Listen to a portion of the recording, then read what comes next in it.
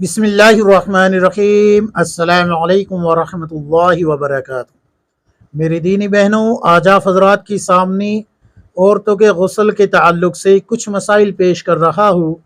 کچھ خواتین ہیں جنہوں نے پوچھا ہے کہ مفتی صاحب، اگر کوئی عورت حیض کی حالت میں یا نفاس کی حالت میں یا شوہر سے ہم بستری کرنے کے بعد اپنے ہاتھوں پہ، پیروں پہ یا بالوں میں مہندی لگا لے اور پھر غسل کرنے سے پہلے اس کو دھو لے، چھڑا لے، لیکن اس کا رنگ باقی ہے، تو کیا غسل ہوگا یا نہیں؟ شریعت کیا کہتی ہے؟ کیونکہ بہت ساری خواتین اس بات کو کہتی ہے کہ اگر رنگ باقی رہا بالوں میں، پیروں پہ یا ہاتھوں پہ، تو جب تک رنگ نہیں نکلے گا تب تک آپ جو ہے پاک نہیں ہوگی، اور پاک نہیں ہوگی تو آپ نہ نماز پڑھ سکتی ہے، نہ روزہ رکھ سکتی ہے، اور نہ ہی کوئی اور عبادت کر سکتی ہے۔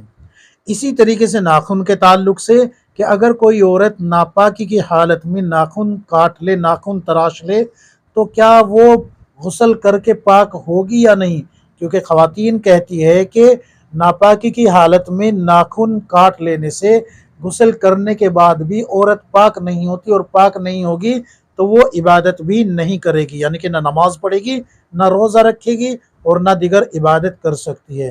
شریعت کیا کہتی ہے ان تمام مسائل کے بارے میں؟ تو دیکھیے، میں آپ کو پہلے کچھ اصولی باتیں بتا رہا ہوں۔ اگر آپ نے ان باتوں کو ذہن نشین کر لیا تو انشاءاللہ آپ کا مسئلہ حل ہو جائے گا۔ سب سے پہلے ایسی عورتوں سے آپ کو بچنا ہے۔ یہ عورتیں کیا ہے، یہ خود ساختہ پیرنی بنی ہوئی ہوتی ہے، اور ان کو پیرنی بننے کا حیضہ پڑا ہوا ہوتا ہے۔ یہ جو ہے خود مجتہد بننے کی کوشش کرتی ہے اور خود علامہ بننے کی کوشش کرتی ہے، جبکہ ان کو یہ بھی نہیں پتہ ہوتا کہ علم میں آئین سے شروعات ہوتی ہے یا پھر جو ہے حمزہ آتا ہے۔ ان کو یہ بھی نہیں پتہ ہوتا کہ حیض میں ضاد آتا ہے یا پھر زا آتا ہے یا جیم آتا ہے، یہ بھی علم نہیں ہوتا، لیکن یہ دھڑا دھڑ فتوے دیتی رہتی ہے۔ بہرحال آپ کو ان سے بچنا ہے، کیوں؟ اس لیے کہ یہ آپ کے اعمال کے ساتھ ساتھ آپ کے ایمان سے بھی کھلواڑ کر رہی ہوتی ہے۔ اب میں آپ کو مسئلہ بتانے جا رہا ہوں، دھیان سے سنیے گا۔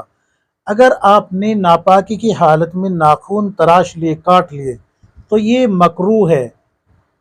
سمجھ رہے ہیں نا میں کیا کہہ رہا ہوں؟ یہ مکروہ ہے، پسندیدہ عمل نہیں ہے۔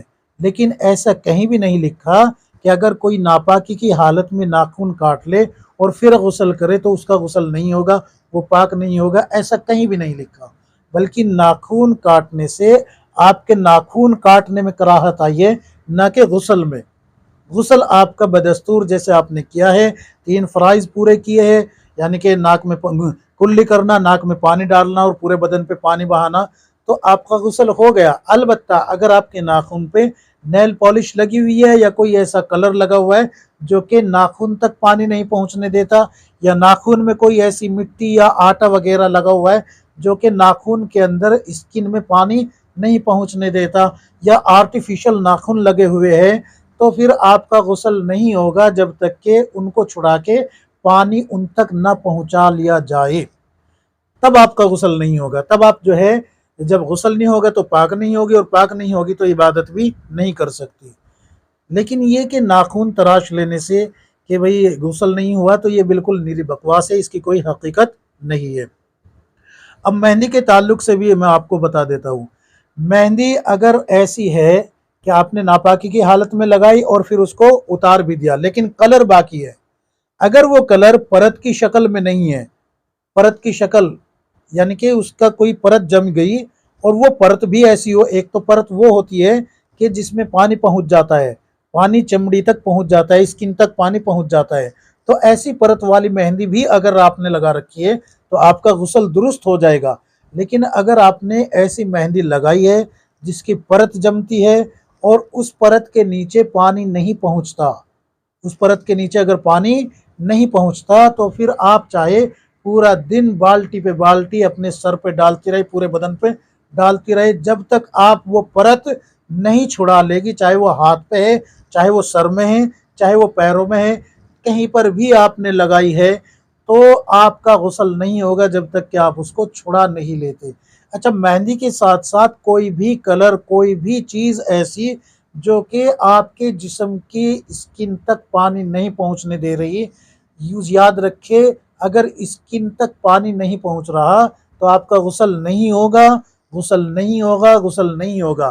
لیکن یہ جہالت ہے کہ کسی عورت نے کہا کہ مہندی کا کلر چھڑانا پڑے گا صرف کلر باقی رہنے سے، جیسے کہ عموماً ہری مہندی جو نیچرل مہندی ہوتی ہے جو پتیوں سے تیار کی جاتی ہے اس میں صرف کلر آتا ہے، نہ کہ اس کی کوئی پرت جمتی ہے، تو اس کلر کو چھڑانا شرط نہیں ہے، وہ تو اسکن میں خود جذب ہو جاتا ہے، کلر جذب ہو جاتا ہے اور اس میں پانی بھی جذب ہوتا ہے، پانی بھی اس تک پہنچتا ہے، تو اس سے تو آپ کے غسل پہ کوئی فرق نہیں پڑے گا۔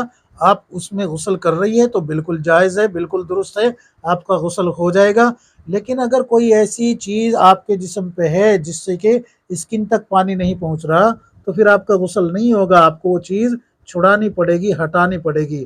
پھر چاہے بالوں میں آپ نے مہندی لگائی ہو اس کا کلر، اس کا جو یعنی کہ پرت ہے، چاہے وہ بالوں پہ جم گئی ہو یا اور ناخنوں میں جم گئی ہو، کہیں پر بھی ہو، جسم کے کسی بھی حصے پہ کوئی کلر ایسا لگ گیا ہو جو اسکن تک پانی نہیں پہنچنے دے رہا تو آپ کا غسل نہیں ہوگا۔